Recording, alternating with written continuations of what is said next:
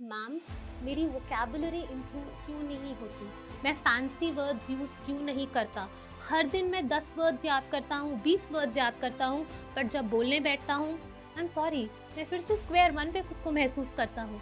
आखिर ऐसा होता क्यों है? Grammar is not just rules कि हम सारे रूल्स रट लें और हमें ग्रामर आ जाए। ऐसा नहीं होता है। अब हम फ्लुएंट बने कैसे? पता कैसे चलेगा कि किस स्पेस पे बोलना है, किस स्पेस पे नहीं बोलना है, कैसे करना है? दो चीजें हैं. Two very important things are over here.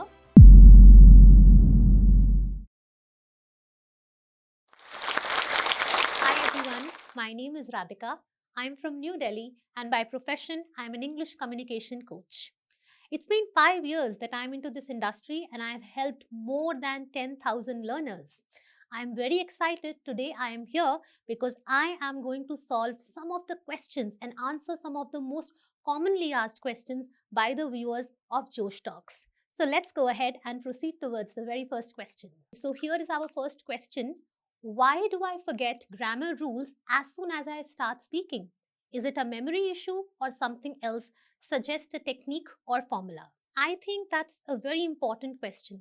I have seen many learners who come and say, "Ma'am, मुझे सारी ग्रामर आती है, पर जब मैं बोलता हूँ तब मैं भूल जाता हूँ." Now we need to understand that what exactly do we mean when it comes to grammar. Grammar is not just rules कि हम सारे rules रट ले और हमें ग्रामर आ जाए. ऐसा नहीं होता है. हमारे दिमाग को पता है ग्रामर के rules. Absolutely. But the problem is we do not know how to apply the rules. So it is very important that you speak a little slowly while you speak. Why am I saying so? Because जब हम बहुत जल्दी जल्दी बोलते हैं, हम focus ही नहीं करते कि हम क्या बोल रहे हैं, तो बहुत ज़रूरी है that we have to speak a little slow. How it will help you? इससे फ़ायदा क्या होगा? इससे फ़ायदा ये होगा कि आपके दिमाग को, जो आप कह रहे हैं कि ग्रामर रूल्स आपको आते हैं, आपके दिमाग को टाइम मिलेगा. Your brain will get the time to process करने का टाइम मिलेगा. So this is extremely important. और ऐसा नहीं है आप बोल रहे हैं, आपने एक गलती की, आपको रियलाइज हो गया गलती हुई है, and then you go ahead with that wrong, with that mistake. आपको उस गलती के साथ आगे नहीं बढ़ना है. रादर आपको पॉज लेना है, वापस आना है, उस गलती को करेक्ट करना है, and after that you have to proceed. इस तरह से क्या होगा, जब लगातार आप खुद अपने आप को करेक्ट करने लगेंगे, तो जो आपको लगता है कि आपको ग्रामर नॉलेज है, ग्रामर के रूल्स आपको पता है, उनका एप्लीकेशन कैसे होता है वो समझ आएगा, और आपका ब्रेन पूरी तरीके से ट्रेन हो जाएगा. Your brain will be trained to use the grammar rules. मैंने खुद अपने एक्सपीरियंस में देखा है, जिन लर्नर्स ने खुद को करेक्ट करना शुरू किया है अपनी ग्रामर नॉलेज से, उन लोगों ने बहुत जल्दी इम्प्रूवमेंट दिखाया है. सो मेमोरी की कोई प्रॉब्लम नहीं है. एक सिंपल सा फॉर्मूला है, थोड़ा आराम से बोलें सो दैट आपके ब्रेन को प्रोसेस करने का टाइम मिले, and on the same side जब भी आपको पता चले कि आपने कोई गलती कमिट की है, फॉर एग्जाम्पल ही टॉक, अब आगे नहीं बोलना है, पता चला कि गलती हुई, so you have to come back, correct ही टॉक्स, और फिर आप अपनी बात को आगे रख सकते हैं. So two things to remember, that you have to be a little slow, आपको थोड़ा आराम से बात करना है, and the second important thing is correct yourself. गलतियों के साथ आगे नहीं जाना है, करेक्ट करके आगे बढ़ना है. Now let's move ahead towards the second question. I memorize 10 words every day, but why can't I use in real life conversations? Again, a very common question. आम तौर पे पूछे जाने वाला बहुत ही ज़्यादा कॉमन क्वेश्चन है, वो है वोकैबुलरी. मैम, मेरी वोकैबुलरी इम्प्रूव क्यों नहीं होती? मैं फैंसी वर्ड्स यूज़ क्यों नहीं करता? हर दिन मैं 10 वर्ड्स याद करता हूँ, 20 वर्ड्स याद करता हूँ, पर जब बोलने बैठता हूँ, आई एम सॉरी, मैं फिर से स्क्वायर वन पे खुद को महसूस करता हूँ. आखिर ऐसा होता क्यों है? क्योंकि vocabulary is not about learning. Vocabulary learning है ही नहीं. वोकैबुलरी इज अबाउट एप्लीकेशन, और you can say vocabulary is about usage. आपको शब्दों का इस्तेमाल करना है. अब आप कहेंगे मैम वही तो भूल रहा हूँ, शब्दों का इस्तेमाल ही तो नहीं कर पा रहा हूँ, क्योंकि आपने सिर्फ शब्दों को याद किया है, आपने शब्दों को आत्मसात नहीं किया है। Now what do I mean by this? जब भी आप वोकैब्युलरी पे काम करें, नए शब्द सीखें, सिर्फ उन्हें रटे ना, रादर उनको किसी चीज के साथ कनेक्ट करें। मैं आपको रियल लाइफ एग्जाम्पल देती हूँ। एक बहुत ही सुंदर सा शब्द है सेरीन, जिसका मतलब होता है शांत, सुकून देने वाला। एंड यू नो व्हाट, जब भी ये शब्द मेरे सामने आता है, मेरे सामने आते हैं मेडिटेट करते हुए बुद्धा, क्योंकि जब मैंने ये शब्द पढ़ा तो मैंने इस शब्द को उस पिक्चर के साथ कनेक्ट कर दिया। So that's very important. दूसरा एग्जाम्पल लीजिए। कुछ दिन पहले मैं एक पॉडकास्ट सुन रही थी मल्लिका शेरावत जी का। उन्होंने एक बहुत बेहतरीन शब्द इस्तेमाल किया, कॉन्डोसेंडिंग। मुझे लगा कि आखिर ये क्या है, इसको कैसे इस्तेमाल किया जा सकता है, लेकिन मल्लिका शेरावत जी ने जो स्टोरी सुनाई और उस शब्द का इस्तेमाल किया, वो मेरे जहन में बैठ गया। So it is very important कि आप शब्दों को अपने आप से, अपने डेली रूटीन से या फिर किसी पिक्चर या किसी स्टोरी के साथ कनेक्ट करें। इससे आप उसे ज़्यादा लंबे समय तक रिटेन कर पाएंगे और आपको इंटेंशनली उन शब्दों को इस्तेमाल करना पड़ेगा। So, if I want to summarize, I would say that for ensuring कि आपका vocabulary बहुत अच्छा हो, you have to connect the words. किससे connect कर सकते हैं? आप pictures के through connect कर सकते हैं, जैसे मैंने आपको example दिया बुद्धा का। आप किसी स्टोरी से कनेक्ट कर सकते हैं, जैसे मैंने कि आपको पॉडकास्ट का एग्जाम्पल दिया।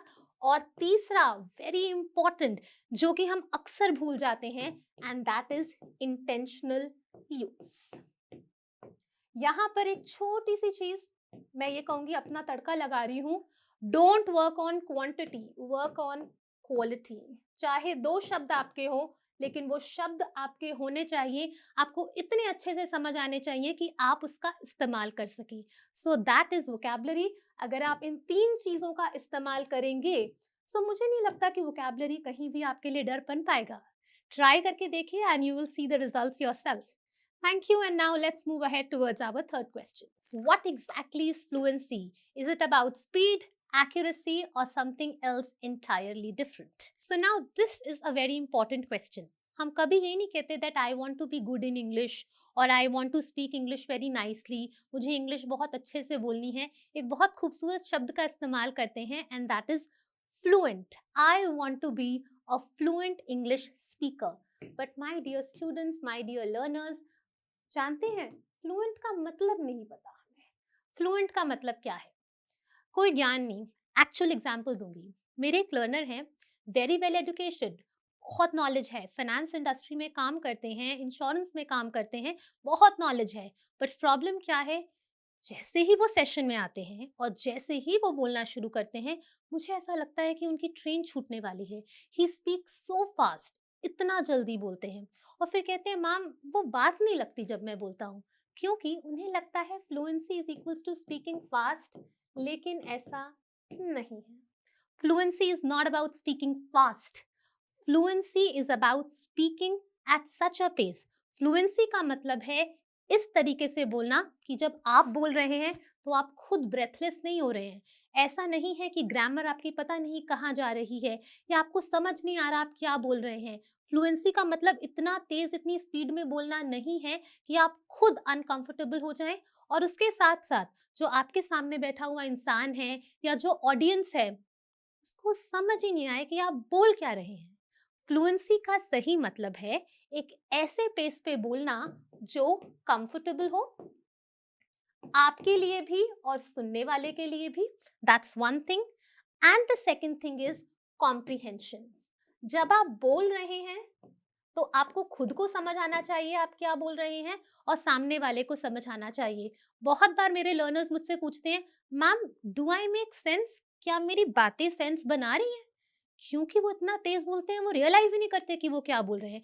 सो फ्लुएंट का मतलब फास्ट होना नहीं है, अनकंफर्टेबल होना या अनकंफर्टेबल करना नहीं है। फ्लुएंसी का मतलब है आप एक ऐसे स्तर पे, एक ऐसी स्पीड पे बोले जहां आप कंफर्टेबल हो, आप पूरी तरह से जान सके कि एग्जैक्टली आप बोल क्या रहे हैं और आपको सुनने वाले या आपको सुनने वाला भी कंफर्टेबल हो और आपका मैसेज उन तक बहुत ही अच्छी तरीके से पहुंच सके. So fluency is not about speed. Fluency is about these two things, comfortable and comprehension, for you as well as for your listeners. So now we have already talked about and we have understood कि भाई fluent का मतलब क्या है. ठीक है ma'am, fast नहीं बोलेंगे, आपकी बात मान लेंगे, बिल्कुल भी फास्ट नहीं बोलेंगे, अच्छे से बोलेंगे. अब मैम फ्लुएंट बने कैसे, पता कैसे चलेगा कि किस स्पेस पे बोलना है, किस स्पेस पे नहीं बोलना है, कैसे करना है? दो चीजें हैं, two very important things are over here. सबसे पहली चीज, कंफर्ट. मेक श्योर कीजिए कि आप कंफर्टेबल होने चाहिए. और दूसरा है एक्सप्रेशंस. और इन दोनों चीजों के बीच में आता है ऑर्गेनाइजेशन ऑफ थॉट्स. मैं सब कुछ बता रही हूं, क्या बोल रही हूँ, I will explain everything to all of you. So सबसे पहले आपको ब्रेथलेस नहीं होना, आराम से बोलना है. सबसे ज्यादा प्रॉब्लम होती है जब हम रश में बोलते हैं.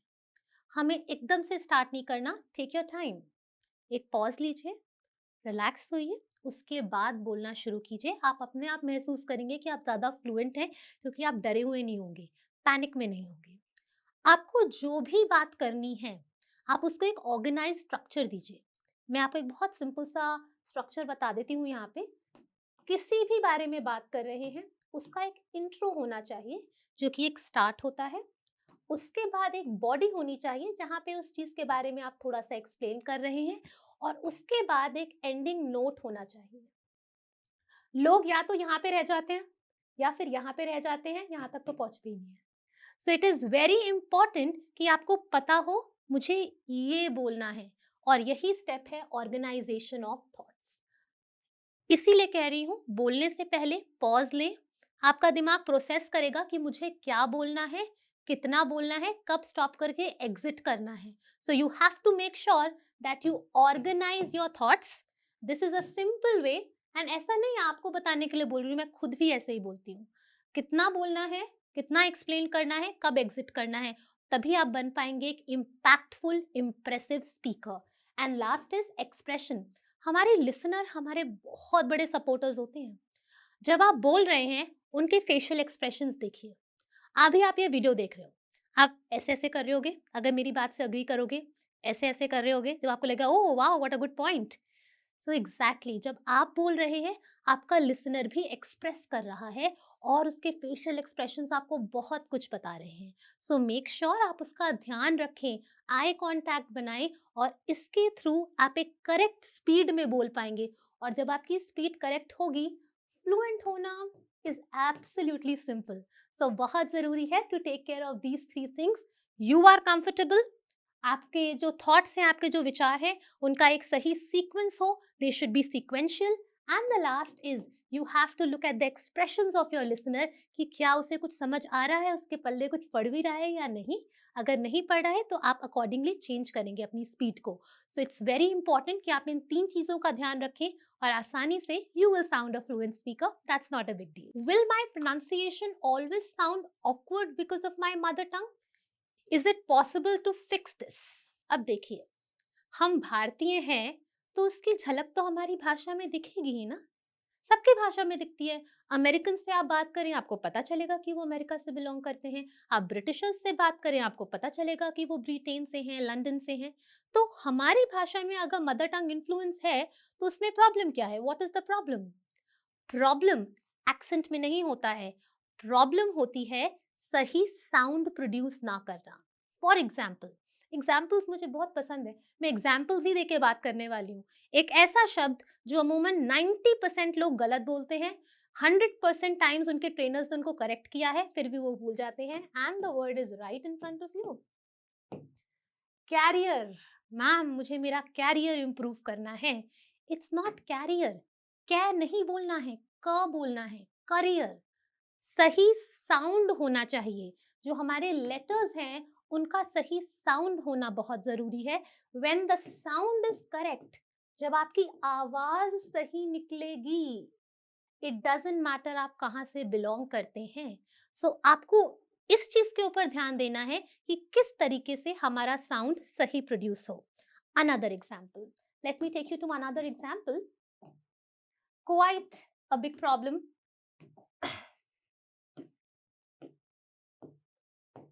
C is a good girl. स नहीं है, श है. अब याद नहीं रहता मैम, कोई बात नहीं. पहले 5 times just speak sh. श, श, श, श, she.